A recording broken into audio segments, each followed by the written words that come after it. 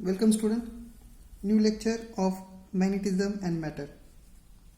विद्यार्थी मित्रांनो, कालच्या लेक्चरमध्ये आपण जिओमॅग्नेटिझम या टॉपिकवर चर्चा केली. त्यामध्ये आपण काही बेसिक डेफिनेशन्सचा स्टडी केला. त्याचबरोबर मॅग्नेटिक फील्ड ऑफ लाईन्स असेल, जिओमॅग्नेटिझम असेल, त्यानंतर त्यामध्ये अँगल ऑफ डीप असेल, अँगल ऑफ डिक्लायनेशन, त्यानंतर मेन इलेमेंट ऑफ जिओमॅग्नेटिझम याचा स्टडी केला. त्यामध्ये आपण मेन इलेमेंटमध्ये सांगितलं की अँगल ऑफ डिक्लायनेशन, त्यानंतर अँगल ऑफ डीप आणि horizontal compound of magnetic field are the 3 important elements of the magnetic field किंवा अर्थ मॅग्नेटिझम. त्यानंतर आजच्या लेक्चरमध्ये आपण जिओमॅग्नेटिझमचा एक ॲप्लिकेशन बघणार आहे. त्यामध्ये पहिला टॉपिक येतो म्हणजे टँजंट गॅलव्हनोमीटर, किंवा आपण त्याला टॉपिकचं नाव दिलं आहे ॲप्लिकेशन ऑफ जिओमॅग्नेटिझम. त्यामध्ये फर्स्ट पॉईंट येतो म्हणजे टँजंट गॅलव्हनोमीटर. मग विद्यार्थी मित्रांनो, जनरली हा जो काही टँजंट गॅलव्हनोमीटर आहे, हा टँजंट गॅलव्हनोमीटर काय असतो आपण त्याची पहिली डायग्राम बघूया, म्हणजे तुम्हाला लक्षात येईल. ठीक आहे, बघा ही जी काय डायग्राम आहे, या डायग्राम आपण दाखवतोय. या ठिकाणी एक सर्क्युलर कॉईल असेल, त्या सर्क्युलर कॉईलला आपण काय केली ते स्टँड दाखवले. ठीक आहे, आणि हे त्याची काही स्क्रूज काय केलं आपण त्याला यूज करतोय. मग हा जो काय गॅलव्हनोमीटर, ह्या गॅलव्हनोमीटरचा यूज का होत असतो की बघा, it is an instrument which is use to measure electric DC current and it is also called as moving magnet type galvanometer. ठीक आहे, मग जसं काय आपण डायग्राममध्ये बघितलं की जे काय आपण सांगतोय की टँजंट गॅलव्हनोमीटर म्हणजे काय, it is an instrument which can detect or measure a DC current or it is also called as a moving magnet type galvanometer. मग आता बेसिक प्रिन्सिपल काय, तर बेसिक प्रिन्सिपल येतो म्हणजे आता टँजंट लॉ. ठीक आहे, मग आता टँजंट लॉ कधी यूज करायचा त्यासाठी थोडंसं आपण बेसिक पॉईंट काय करूया, स्टडी करूया. मग आता बेसिक पॉईंटमध्ये काय सांगतो आपण की बघा, जनरली की ज्यावेळेस आपण एखादा मॅग्नेटिक डायपोल हा युनिफॉर्म मॅग्नेटिक फील्डमध्ये आपण ठेवतो, त्यावेळेस त्याच्या एक टॉर्क काय होत असतो, ॲक्ट होत असतो, आणि this torque is given by the MB sin theta. ठीक आहे, ही क्वेश्चन आपल्याला माहिती आहे. हे झालं फर्स्ट कंडिशन. ठीक आहे, त्यानंतर सपोज आता समजा आपण काय केलं की युनिफॉर्म मॅग्नेटिक फील्ड हे समजा एकमेकांना म्युच्युअली परपेंडिक्युलर असेल. ठीक आहे, समजा B1 एक मॅग्नेटिक फील्ड आहे आणि B2 एक मॅग्नेटिक फील्ड एकमेकांना काय परपेंडिक्युलर आहे. त्यामध्ये जर का आपण एखादा मॅग्नेटिक डायपोल ठेवला तर काय होईल ते बघतो आपण. ठीक आहे, मग आता जर का दोन तुमचे जर का म्युच्युअली परपेंडिक्युलर मॅग्नेटिक फील्ड असेल तर त्या ठिकाणी हा टँजंट लॉ काय होत असतो, यूज होत असतो. म्हणजे कसा की ज्यावेळेस हा जो काय असेल ह्या डायपोलवर जो काय पहिला टॉर्क असेल तो असतो तुमचा MB sin थीटा. ठीक आहे, जो काय अँगल असेल तो. त्यानंतर दुसऱ्या मॅग्नेटिक फील्डमुळे जो काय असेल तो असतो तुमचा MB2 cos थीटा. आता cos थीटा काय लिहितो आपण, कारण त्या ठिकाणी आपण sin 90 मायनस थीटा असे लिहू शकतो, आणि sin 90 मायनस थीटा म्हणजेच काय असतो आपला cos थीटा. म्हणजे याचा अर्थ काय की ह्या दोन व्हॅल्यूजवरून आपल्याला एक टँजंट लॉ मिळतो, म्हणजे काय tan theta equal to B2/B1. मग हाच रूल आपण काय करतोय की हा जो काय टँजंट गॅलव्हनोमीटर यामध्ये काय करतोय, यूज करतोय.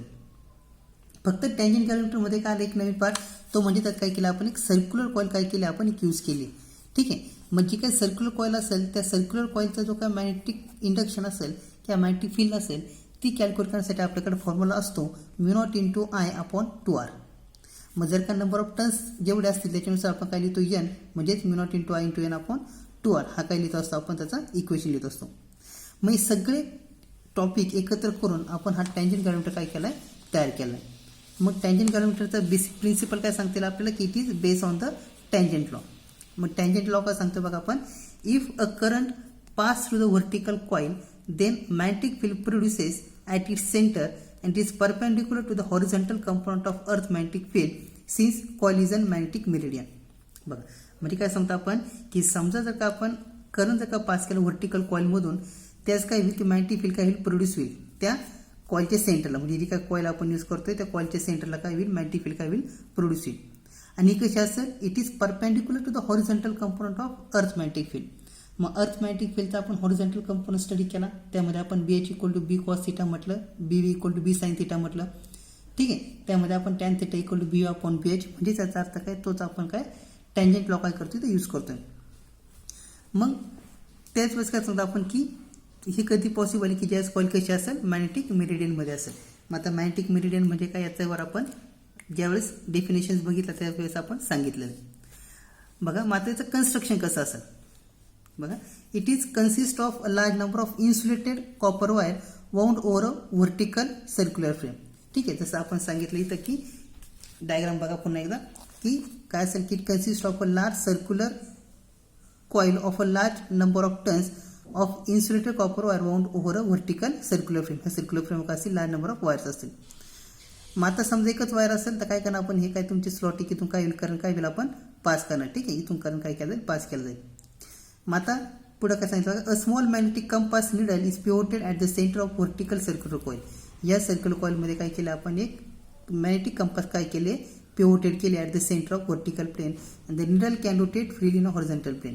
आणि निडल काय असेल, हॉरिझॉन्टल प्लेनमध्ये काय होईल, मूव्ह होईल. मग हे होत असताना काय होणार बघा की आता तिथं काही टँजंट लॉ काय तुमचा यूज होणार. मग आता जनरली बघा, आता आपण जर का व्यवस्थित बघितलं बघा, ती काय निडलची जी काय वेस्ट आणि ईस्टमध्ये काय डायरेक्शन असेल, त्यानंतर जी काय कॉईल या कॉईलची काय तुमची डायरेक्शन असेल.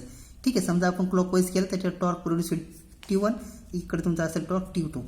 मग आता जर का BH आणि जर का तुमचा कॉईलचा जो का कंपाऊंड हे आमच्या एकमेकांना परपेंडिक्युलर असतील, कारण की कॉईलमुळे एक मॅग्नेटिक फील्ड प्रोड्यूस होणार आहे, कारण की जे असते तर आपण करंट पास करणार. ठीक आहे, मग आता करंट ज्यास पास केलं जाईल त्यास काय ते मॅग्नेटिक फील्ड प्रोड्यूस होईल. ती असेल तुमची मॅग्नेटिक फील्ड ऑफ कॉईल आणि BH काय तुमची horizontal compound of magnetic field. म्हणजे ह्या जे काय दोन मॅग्नेटिक फील्ड तिथं प्रोड्यूस झाल्या, त्या दोन मॅग्नेटिक फील्डमुळे कॉईलवर काय झाला, टॉर्क काय होईल, प्रोड्यूस होईल. मग हा जो काय टॉर्क आहे, इक्विलिब्रियम कंडिशनला जे असतील ते इक्विलिब्रियम पोझिशन काय होईल, टॉर्क T1 इक्वल टू काय असेल, टॉर्क T2. म्हणजे आता काय झालं बघा, magnetic field of circular coil that is MB0 into cos theta equal to MBH sine theta. म्हणजे B0 इक्वल टू काय लिहितं आपण, BH टॅन थिटा. मग आता हा जो काय B0 आहे म्हणजे magnetic field due to the circular coil, ती काय लिहितो आपण म्यू0 into N upon 2R equal to काय नाही आपण BH टॅन थिटा. आपण सांगतो की हा जो काय टँजंट गॅलोमीटर आहे, this instrument is use to measure the DC current. ठीक आहे, म्हणजे जो का DC करंट असेल तो मेजर करण्यासाठी. म्हणजे याचा अर्थ काय, आपल्याला करंट इक्वेशन काय करायचं, फाइंड आउट करायचे. मग आता करंट इक्वेशन काय बघा, म्यू0 into N upon 2R equal to BH into tan theta. From this equation we can write I that is current equal to 2 into BH into R upon mu0 into N into tan theta. But in this equation 2BH that is horizontal component magnetic field into R upon mu0 into N are the constant term. Therefore we can write current is equals to K into tan theta. मॅच्यात ह्या सगळ्या value का constant असतील त्याचा अर्थ जो काय current आहे कसा असेल, directly proportional to tan theta. म्हणजे जेवढं डिफ्लेक्शन होईल त्याच्या काय असेल तो डिपेंड असेल. मग त्याच्यात आपण काही कंडिशन बघतोय की if theta is equals to 45 degree, तर का थिटा जर का तुमचा 45 डिग्री असेल म्हणजे आपल्याला माहिती टॅन 45ची व्हॅल्यू किती असते 1, म्हणजे तुमचा आय इक्वल टू काय असेल के. आणि के म्हणजेच काय लिहितो आपण, ही जी काय पूर्ण टर्म आहे या टर्मला आपण के म्हटलेलं आहे. त्यानंतर जे काही युनिट असेल याचं युनिट असेल तुमचं अँपियर, आणि जे काही सेन्सिटिव्हिटी असेल, ठीक आहे, म्हणजे सेन्सिटिव्हिटी आणि जर का अॅक्युरेसी आपल्याला जर का टँजंट गॅलोमीटरची इन्क्रीज करायची असेल त्यावेळेस डिफ्लेक्शन किती पाहिजे तुमचं 45. जर का डिफ्लेक्शन 45 असेल तर टँजंट गॅलोमीटरची आपल्याला सेन्सिटिव्हिटी काय करता येते, इन्क्रीज करता येते. तर अशा प्रकारे हा जो काही टँजंट गॅलोमीटर आहे हा आपण स्टडी केला. फक्त महत्त्वाचं काय लक्षात ठेवायचं की इथं लॉ कोणता असेल, टँजंट गॅलोमीटर. आणि टँजंट गॅलोमीटर कधी यूज होतो की ज्या वेळेस तुमच्याकडे दोन म्युच्युअली परपेंडिक्युलर मॅग्नेटिक फील्ड असतील त्यावेळेस. याच्यात एक मॅग्नेटिक फील्ड आहे तुमची सर्क्युलर कॉईलमुळे प्रोड्यूस झालेली, आणि सेकंड आहे ती म्हणजे काय, horizontal compound of the magnetic field. तर हा टॉपिक तुमचा काय झाला इथं संपलेला आहे. त्या टॉपिकचा एक प्रॉब्लेम बघूया आपण. प्रॉब्लेम दिला बघा, a tangent galvanometer has a coil of 50 turns and radius 20 centimetre. The horizontal component of the earth magnetic field is BH is equals to 3 into 10⁵ tesla. Find the current which gives deflection of 45 degree. Question बघा काय विचारला आहे, एक tangent galvanometer आहे, ठीक आहे, त्याचे number of tonnes आहे तुम्हाला 50 turns, which having radius of 20 centimetre. The horizontal compound of earth magnetic field is 3 into 10⁵ tesla. Find the current which gives the deflection of 45 degree. बघा आपल्याकडे फॉर्म्युला आहे I equal to K into tan theta. पण केची values काय लिहितो आपण, 2 into R into B into H tan theta upon म्यू0 into N. R म्हणजे तुमची रेडियस व्हॅल्यू आपण सबस्टिट्यूट केली किती असतील 0.20. BH म्हणजे तुमचा हॉरिझॉन्टल कंपाऊंड दिला 3 into 10⁻⁵. त्यानंतर tan 45 divide by 4 into 10⁻⁷ into 50. हे सगळे व्हॅल्यूचं कॅल्क्युलेशन केलं तर आपला जो काय करंट आहे तो करंट मिळेल आय इक्वल टू 0.19 अँपियर. तर अशा प्रकारे हा जो काय सिम्पल जे काय ॲप्लिकेशन आहे जिओमॅग्नेटिझमचं ते आजच्या लेक्चरमध्ये आपण काय केलं संपवलेलं आहे. पुढचं जे काय ॲप्लिकेशन आहे ते म्हणजे व्हायब्रेशन मॅग्नेटोमीटर ते आता आपण स्टडी करतोय. ठीक आहे. बघा ते काय नेक्स्ट आहे तो म्हणजे व्हायब्रेशन मॅग्नेटोमीटर. मग आता what is mean by vibration magnetometer? बघा की it is an instrument use to measure or used to compare the horizontal component of magnetic field of two different places to compare magnetic field and magnetic moment of a two bar magnet. Vibration magnet एक असं instrument आहे की त्या इन्स्ट्रुमेंटने काय करतो असतो पण की जे का हॉरिझॉन्टल कंपाऊंड असेल मॅग्नेटिक फील्डचे हे दोन डिफरंट प्लेसेसला काय काय असतील ते मेजर करतो. त्याचबरोबर जे काय मॅग्नेटिक फील्ड आणि मॅग्नेटिक मोमेंट असेल बार मॅग्नेटची वेगवेगळ्या सिच्युएशनमध्ये किंवा वेगवेगळ्या प्लेसेसमध्ये त्या ठिकाणी आपण काय करतो हा व्हायब्रेशन मॅग्नेटोमीटर यूज करतो. याचा बेसिक प्रिन्सिपल किंवा याला आपण ऑसिलेशन मॅग्नेटोमीटर असे म्हणतो कारण की त्या ठिकाणी आपण काय करतो थोड्याफार प्रमाणात ऑसिलेशन त्याला देतोय. मग त्याचं बेसिक प्रिन्सिपल काय बघा. Whenever a freely suspended bar magnet in earth horizontal magnetic field और component is slightly disturb from its equilibrium position then it will experience a torque and execute angular simple harmonic motion.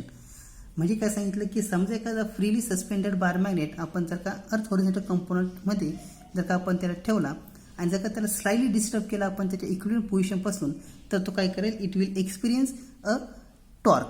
ठीक आहे. त्याच्यावर काय होईल torque काय होईल experience होईल आणि टॉर्क एक्सपिरियन्स झाल्यामुळे काय करेल तो it execute the simple harmonic motion. मग आता आपण त्याचं इक्वेशन बघतोय बघा की when a dipole is suspended in uniform magnetic field it will align itself parallel to the field. बघा म्हणजे ज्यावेळेस आपण त्याला मॅग्नेटिक फील्डमध्ये आपण ठेवतो आणि त्याला थोडंसं काय केलं आपण सस्पेंड केलं तर काय होईल की तो स्वतःच काय होईल मॅग्नेटिक फील्डला काय होईल पॅरलल होईल. पण समजा आता आपण काय केलं की स्मॉल अँग्युलर डिस्प्लेसमेंट दिला. If we give a smaller angular displacement which gives restoring torque. बघा म्हणजे जर का आपण त्याला थोडंसं आपण जर का त्याला अँग्युलर डिस्प्लेसमेंट दिलं तर काय होईल की it will be produce a torque. ठीक आहे. आणि हा काय करेल टॉर्क प्रोड्यूस करेल पण हा टॉर्क कसा असेल रिस्टोरिंग टॉर्क असेल. कारण काय होईल कारण की जो काय मॅग्नेट हा काय त्याच्या ओरिजिनल पोझिशनला परत येणार आहे. बघा मग आता टॉर्क काय असेल तुमचा torque equal to -mb sin theta. पण आपल्या माहिती टॉर्क इक्वल टू काय लिहितो आपण equation torque equal to I into alpha equal to -mbh into sine theta. I into alpha तुमचा असतो ते अँग्युलर ॲक्सेलरेशन ते लिहितो आपण d² theta upon t² equal to -mb sin theta. पण समजा जर काय जो काय डिस्प्लेसमेंट जर का खूप स्मॉल असेल तर sine theta equal to very small that is theta at the time I to d² theta upon dt² will be the equation that is -mb theta. d² theta upon t² काय मिळेल तुम्हाला mb upon I into theta. जर का m b आणि I म्हणजे m म्हणजे तुमचा magnetic moment b म्हणजे magnetic field I is moment of inertia हे कॉन्स्टंट असतील तर d² थिटा अपॉन dt² म्हणजे आपण काय लिहितो ओमेगा स्क्वेअर म्हणजेच काय मिळेल तुम्हाला mb अपॉन I म्हणजेच ओमेगा मिळाला square of mb upon I. Omega म्हणजेच काय लिहितो आपण t equal to pi upon omega म्हणजेच आपल्याला टी काय मिळेल बघा 2 pi into square root of I upon m into B. ठीक आहे. बी एच म्हणजे काय हॉरिझॉन्टल कंपोनंट मॅग्नेटिक फील्ड म्हणजेच m असेल तुमचा magnetic moment of bar magnet आणि I काय तुमचा moment of inertia of a bar magnet about it's axis और इट्स जिओमॅग्नेटिक ॲक्सिस. तर अशा प्रकारे हा जो काय व्हायब्रेशन मॅग्नेटोमीटर हा टॉपिक काय केला आपण स्टडी केला. नेक्स्ट लेक्चरमध्ये आपण comparison of magnetic moment of magnet at same places different places काय काय असतील त्याचा स्टडी करणार आणि त्यावर त्याचे काही प्रॉब्लेम्स आपण स्टडी करणार आहे. थँक्यू.